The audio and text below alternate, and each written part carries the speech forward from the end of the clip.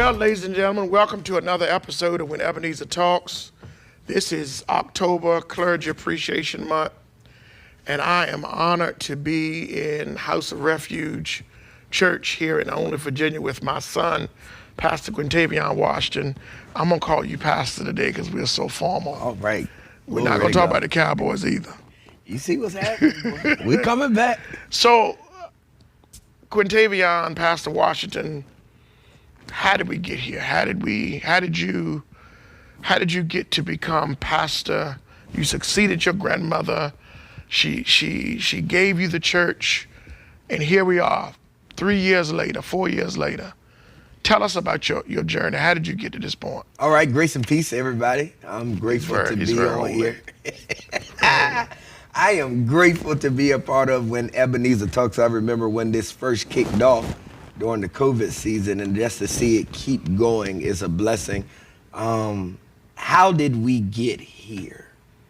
The old folks would say, and I'm just churchy, through many dangerous toils and snares. Here's a Baptist Coastal, y'all. I've overcome. It was grace It's Baptist Coastal that brought us here. Seriously, this has been a journey over. I'm going on next September. I celebrate 3 years of pastoring this great church, the House of Refuge Deliverance Center. But this did not come easy. You think journeying back to when I was a little boy. My grandmother saw something in me. I've been preaching since I was 8 years old, and I've overcome different obstacles to come to this moment. My journey is probably different than most people. I've probably been at I'm Baptist, hallelujah. But I've sat under the Methodist.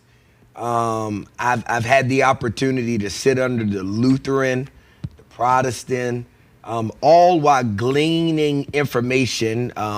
My grandma's been Pentecostal all my life. So we started the church back in May of 2000. I was there with her. My grandmother went out for a total hip replacement. And so it was in that moment that God began to, I was a senior in high school, began to show me myself.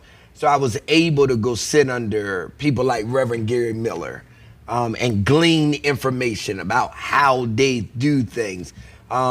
Journeying on, I was able to go to Dr. Jesse Thomas Church, Shiloh Baptist. I was able to go to my dad's church, Ebenezer Baptist Church. That's just to name a few.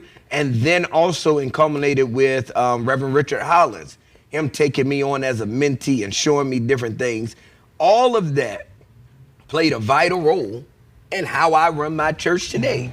All of these different men of God played an instrument role in making Quintavion, not Pastor Washington, but making Quintavion become the best pastor that he could be. And that's how I landed here. My grandmother, me and her was speaking. I'll never forget it. It was August of 2023. Because I got here October 2023. So August 2023, she said, grandson, I feel that the Lord is leading me, that I've carried the church as far as I could carry it. At the time, they were at Parksley Firehouse having church. So we began to search for buildings, and we found what we called the Green Hallelujah Church. Our church is green on the outside. You come in, it's beautiful, but it's this green on the outside. And so I told her, get in contact with the lady, never having the plan of pastoring the church. I just wanted to get my grandmother a building. I saw that this was vacant. It's in a nice location. Called the lady. So as we begin to go into that process, she said, well, you do know that you're going to lead these people. I said, lead who? At that time, I'm chilling. Like, I'm fine. I'm at Ebenezer. I'm fine. She was like, you're going to lead these people. I'm turning it over to you. You are what they need moving forward. You are their Joshua. I am Moses. I have went as far as I can go. And so she was like, you're going to lead these people. So I'll never forget the second Sunday of October 2023, we stepped foot into this place. And since then, we've seen lives change, families join, not just individuals, but families joining. And I'm not going to go too far because he may ask me those questions later about what we're doing. But that's how we got to 25534 East Main Street, Only, Virginia. You talked about your pastoral style, how you've gleaned from so many of us. What would you say in 2025, having been in the church all your life, having seen so many of us at our best and at our worst? What would you say as the youngest pastor on the shore? What would you say is the greatest hurdles or the greatest hurdle that you as young pastors face now, trying to lead people? This whole dispensation of this social media era, my church, thank God, we're blessed to, and if you follow us, you see that we're having a Generation Sunday. My church is blessed, not to toot our own horn, but we have literally every generation that is alive on the face of the earth. So what do I mean by that? We have the solid generation, which stops at like 1942. The baby boomers who pick up at 1943, I believe, if I'm not mistaken. I don't want y'all to say that I'm lying on this good here holy podcast. Somebody will say that. Yeah, so let me just make sure. So the baby boomers start at 1946 to 1964, Generation X 1965 to 1979. Then Generation Y, which are the millennials, 1980 to 1994. Generation Z, 1995 to 2009. Generation Alpha, 2010 to 2024. And then Generation Beta, which starts in 2025. I have been blessed to have every last one of these generations in my church presently. The hurdle that we face is not with, and I love, and they probably gonna think I'm joking on them because we got this generation war going on social media, but I'm not joking, I'm being so serious. That Generation Z down generation is probably, most of them are unchurched. They've never stepped foot in a church before. Don't know what it is to tithe. Don't know what it is to fundraise. Don't know what it is you make the commitment to show up every Sunday. That is probably one of the greatest hurdles that I believe that any pastor, not even just young pastors, I believe that is the greatest hurdle that we're all facing in the world together, this next generation. And it takes a lot of prayer, a lot of fasting, a lot of spending time together to get this next generation to how Grandma Bunton was, Grandma Lily, my grandmother, that was bona fide, they're a pastor supporter, as you called them. It's taking time to get to that place, and some days are better than others, but it's a hurdle that you have to overcome. And I'm not gonna lie and say that every time I've jumped over the hurdle. Anybody that ever watched track, sometimes that track star runs and hit the hurdle and fall over. I've been in that place where I fell over. How do you manage, because you're bivocational. Yeah, praise Jesus. You are a husband, you are a father, you are an uncle. You've taken on some family members who recently lost their mom, so you're kind of like helping to raise them. Talk to us about how you balance life and ministry. The greatest joy is that I get to do life and ministry with my wife and kids. Okay. I get to. It is a pleasure. My wife serves just as much as I do. But Dr. Jesse Thomas always told me when I was coming up Washington, there must be a day set aside for family. Now, my wife, she does a whole lot of things just like I do. So to say that we have a dedicated day, no. But one day throughout that week, we're going to spend time just us. No church business, no church talk, just us. That's how I try to keep a balance. And to be frankly honest, most pastors probably won't tell the truth, but I'm very transparent. Y'all know me. Some weeks, church gets the best of life. And I'm never going to say that life gets the best of church, but church gets the best of life. And there are times where, I thank God for great members in my church Like Deacon Reggie, that be like, Pastor, you need to slow down. Y'all need a vacation. I've never missed a Sunday at my church until I got people like Deacon Wallace and them, my grandmother, my aunt, in place. Zion, Minister Peyton, in place. And Deacon Reggie was like, man, take a Sunday off. And I took a Sunday off finally in June of this year. And you felt bad, did you? Well, I was sick as a dog. You're going to learn that you're not going to be sick after a I while. was sick because it's just like, this is me. This is my life. And I tell my wife all the time, when you married me, you knew who you married. This is me. But I have to remember now that my kids are growing older.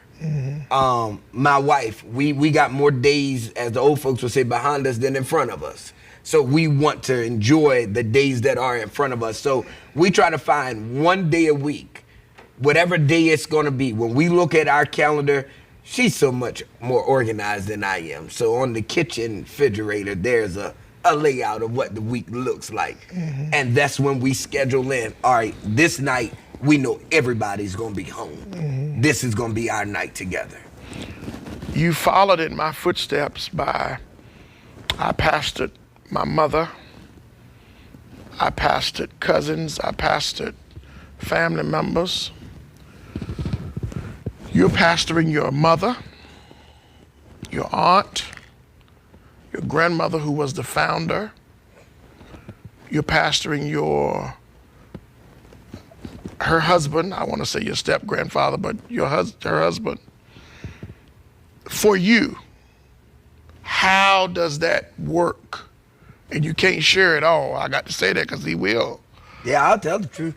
How does that work, you being the pastor? I know how it worked for me, but how does that work for you being the pastor of the person that birthed you, the person that raised you, or the people, the persons, because your aunt and your grandmother raised you a lot. How does that work? Tell us, talk to us, because someone could be pastoring and find themselves where you are, pastoring their family. How does that work for you? Because everyone that I named has a vital role in this ministry. Literally. So tell us. Literally. My aunt got up Sunday. It's Clergy Appreciation Month, and she got up Sunday, and she said, somebody asked her, how does your nephew/son, because my aunt raised me, how do you let him pastor you? And she said, because I trust the God in him. And whatever he had. My aunt is my administrative assistant. She's my executive of this. Everything that lives and breathes in this church flows from her. But when I call her, it's not Aunt Mika. It's Elder Williams. We decide. Now, I'm not going to lie. Now, he said don't share it all, so I'm not going to share everything. I'm not going to lie and tell y'all that when I first started this, that it was easy. There were times that I wanted to be like, you know what, I can't do this. Like, did we make the wrong move? Like, questioning, like, is this what God really wanted? Because it was hard. Pastoring family can be hard on the onset. Deacon Wallace he got up Sunday and talked about it. He was like, I know y'all know him as T, but when y'all talking to him, put some respect. And he does not. I mean, we could be out to dinner. He was like, put some respect on his name. That's your pastor. That's Pastor Q, Pastor PQ, whatever y'all want to call him, with pastor in front of it. It needs to be some respect. And it took us some time to get there. Like me and my grandmother, as the founder of this church, I talk to my grandma every day of the week. And I'll be like, Sally Francis, she'd be like, Quintavion. That's grandma, the grandson. But when it comes to church business, it's like, all right, overseer, we need to have a conversation. This is pastor talking now. We need to have a conversation. And it wasn't always easy. I mean, there were some days that, like, I could blow a head gasket. And I loved them to life. But there were some moments I'll never forget, sitting in that office with tears running down my face, like, yo, I'm finished. Like, I'm finished.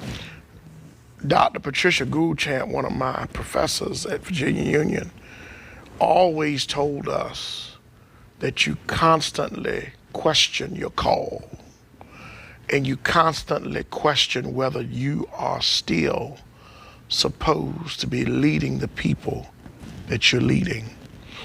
And I'm glad to hear you say that, because I would be bothered as your dad if I didn't hear you say that there have been times that you struggled with this, because that would tell me that you felt like you were doing this all on your own and not in fear of the Lord. Definitely. And so to see you come up, I met Quintavion in McDonald's trying to get lunch. And he asked me a question. I don't know what it was about preaching. And I said, just call me. And we have built this father-son relationship so much so that he went out and bought a white truck just like mine. Yeah. He told me every man need a pickup truck. And he doesn't realize in about 3 weeks he's going to be hauling turnip greens for me. He just doesn't know it yet. Yeah, I'm going to get that truck dirty. But I've watched him develop into one of the leading voices on the Eastern Shore. And in that vein, I want to talk about social justice. You've led our community in several initiatives. Where do you see us as a people in this current social, economic mega climate? Dr. Martin Luther King Jr. would say, an injustice to one is an injustice to all. And I think sometimes we forget that statement. And when something is happening to one of us, it's happening to all of us, whether we realize it or not. And I believe that we have gotten to the place now in our communities. I literally just preached it last Sunday. I'm glad that you asked the question. I literally just preached, it's bigger than me. Because I believe that we're living in a dispensation of people that are so focused on me, myself, and I, that we never see what's happening until it's too late. Our lens of life has been shut off. The backside of our phone has a camera that shows us the world.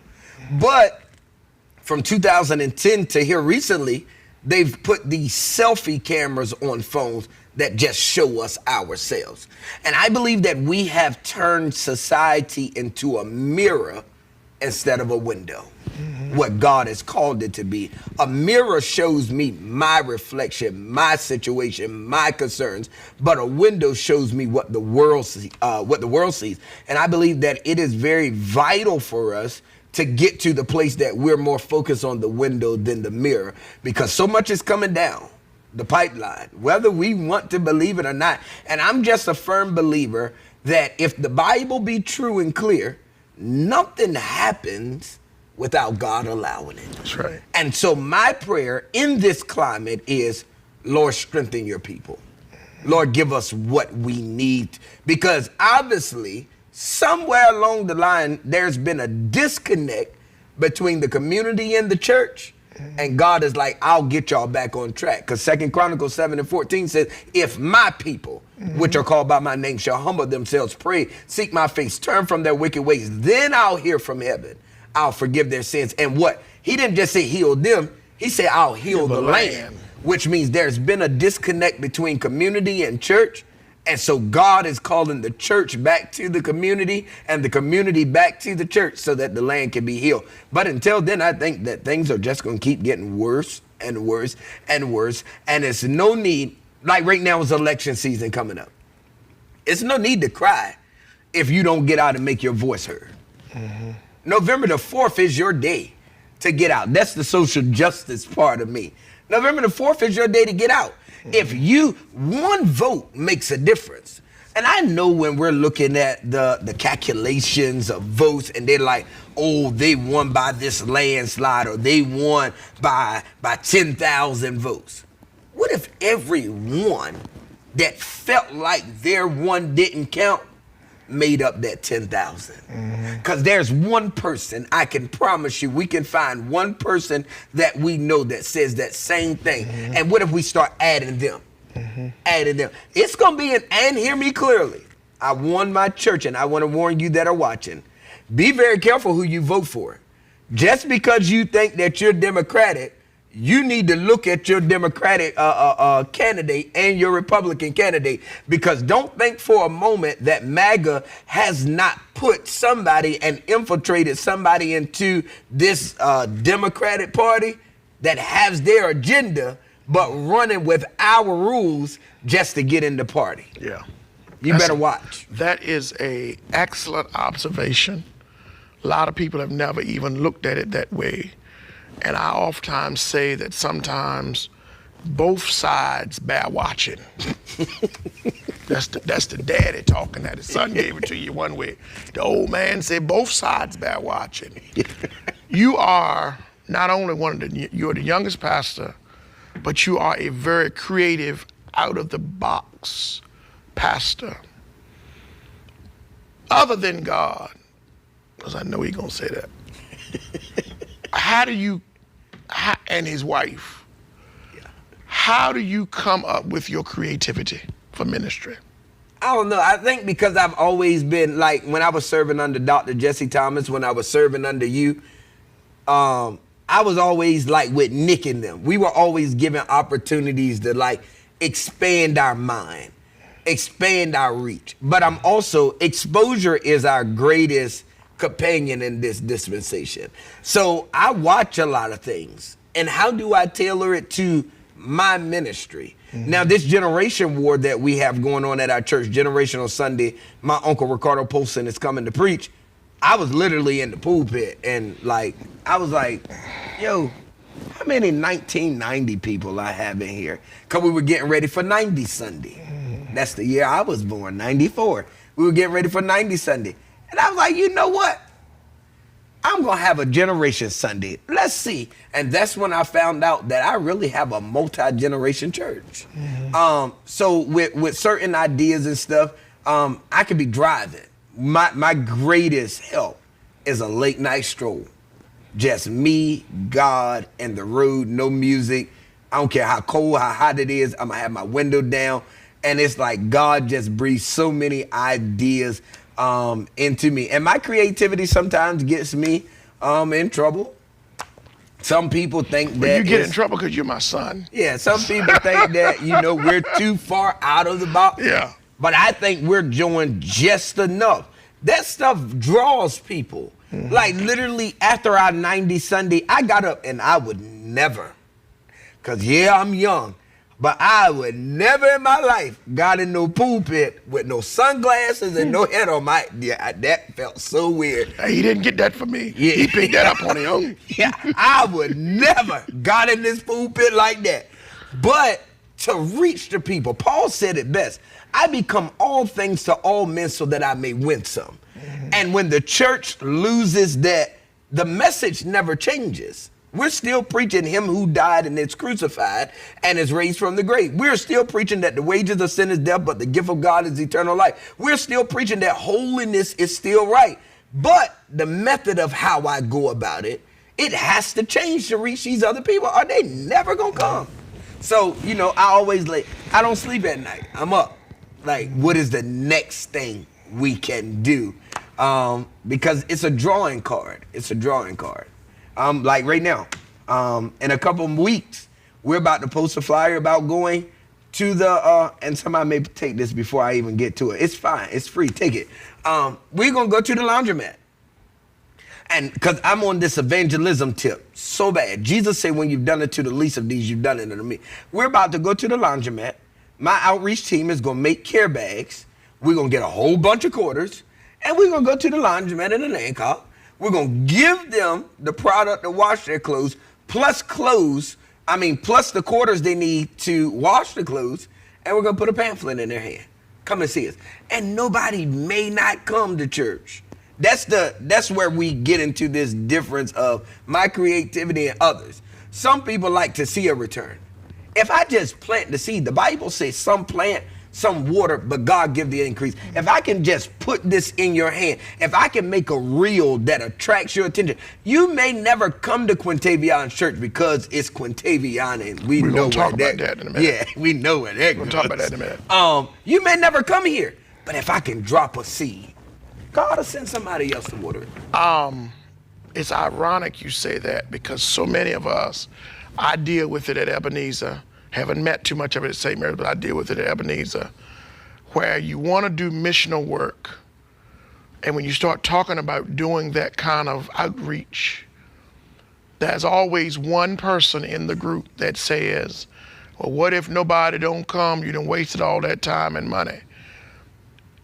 We've got to understand anything God tells you to do for the betterment of someone else is not time or money wasted.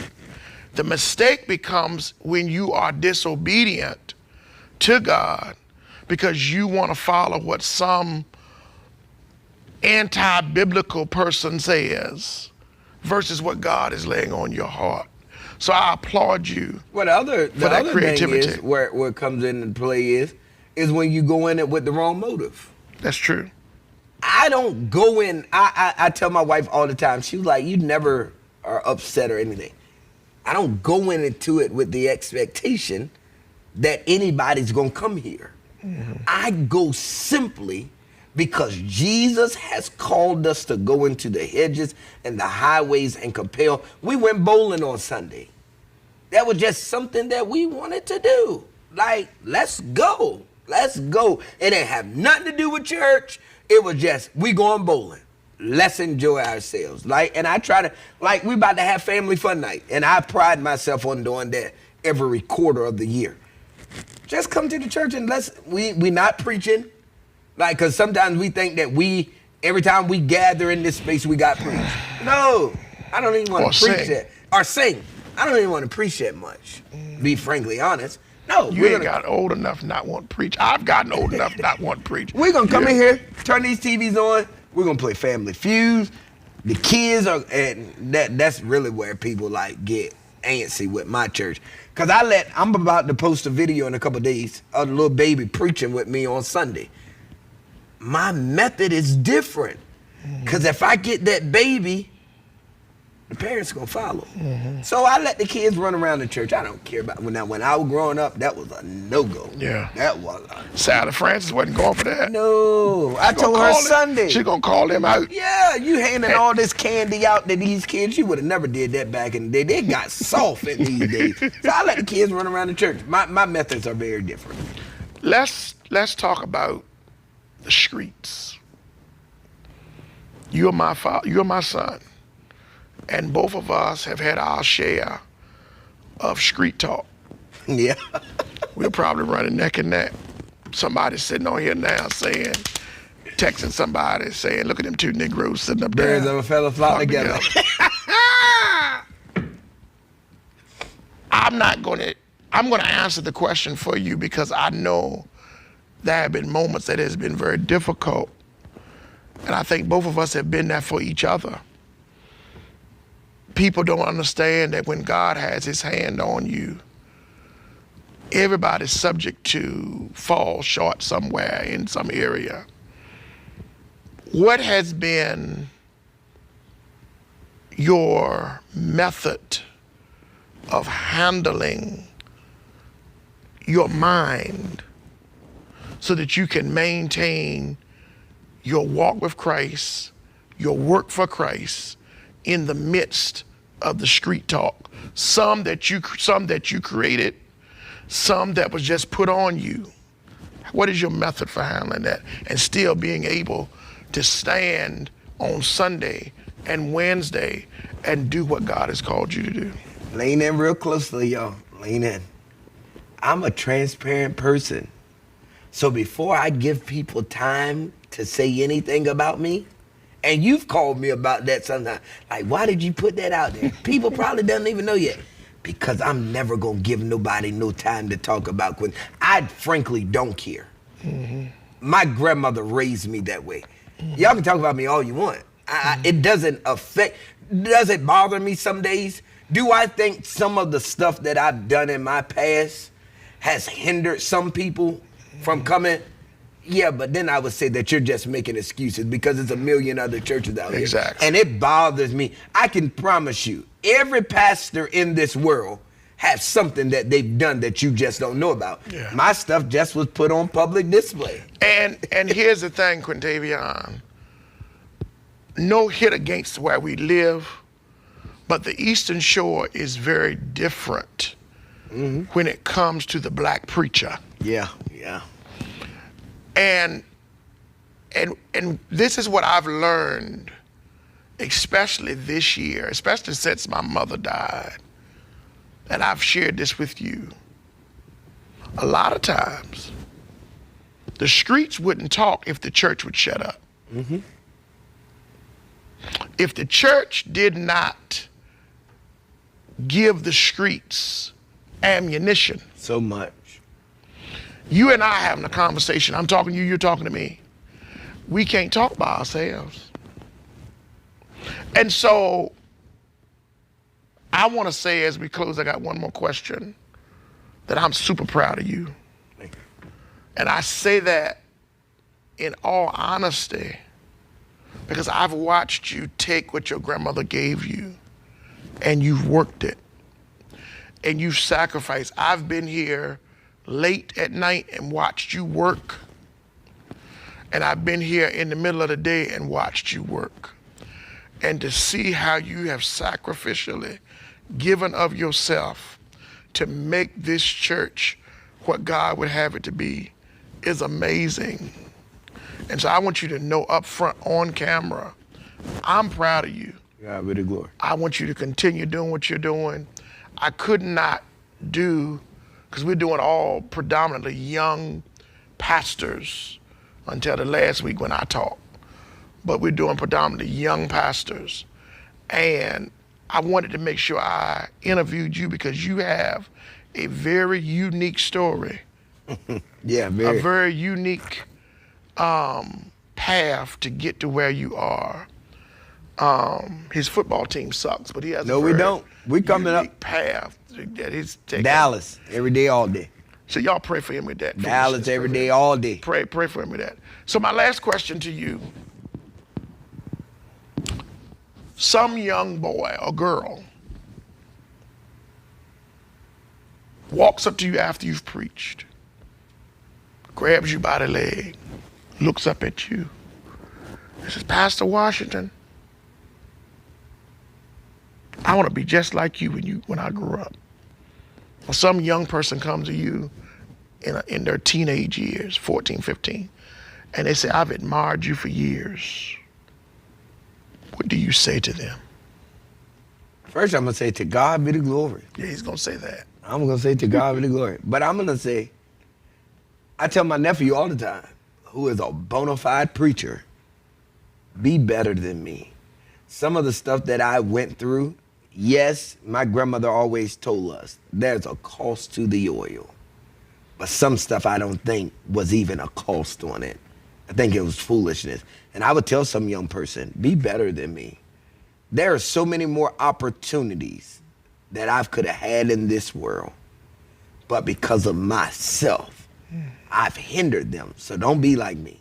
Be better than me. And I appreciate it. I've heard it. Like, I want to be like you when I grow up. You don't want to go through all the late nights staying up. You can't even go into some places.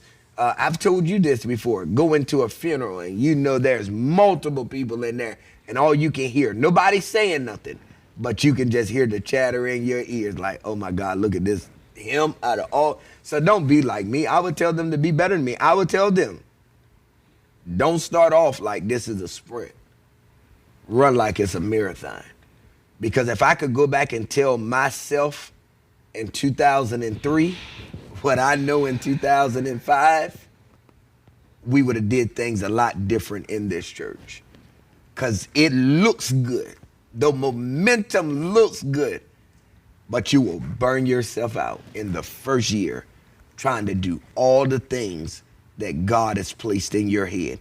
Just because he placed it there doesn't mean it's the proper timing yet. Mm-hmm. So take your time. And so that's what I would tell some young person. Be better than me, way better than me. There's more opportunities in life for you. And I think one of them would be, if God called you to the shore, I know what God called me to. We've known of churches that I could have had. That's right. And I've told you, I felt churches God. I want you to go past. Yeah, churches that they wanted me to go, and I mean good salary churches. Wouldn't be bivocational. I've been full time.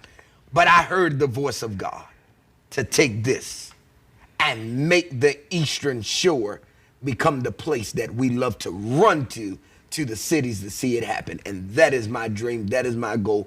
That is my aspiration. With the help of the Lord, we're going to make this Eastern Shore the place that people like, yo, it's churches on the shore that really got it, because we don't got to go out of town. It's right here on the Eastern Shore. My last note before I give him my thanks, we were talking one day, Dominique, Quintavion and I, about what I wanted. I've been wanting to do 7 last words. And so I was talking to Quintavion, and I was telling him how I was going to lay it out. And he said, why don't you do 7 words on Palm Sunday? And see, you got to know Quintavion to know that. Yeah, I already say, tell him the truth, what happened. That would really, well, you tell it.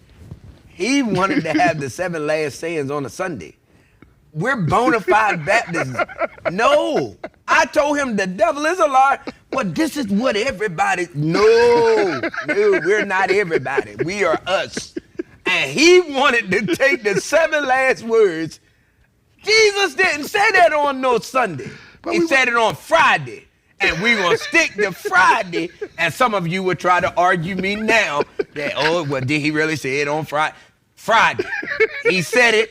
That's what we're going to stick to. And I told him, if you want to have something, you better have. He said, well, I want to do it on Palm Sunday. You better find 7 words from Palm Sunday and use those. And that's what we did.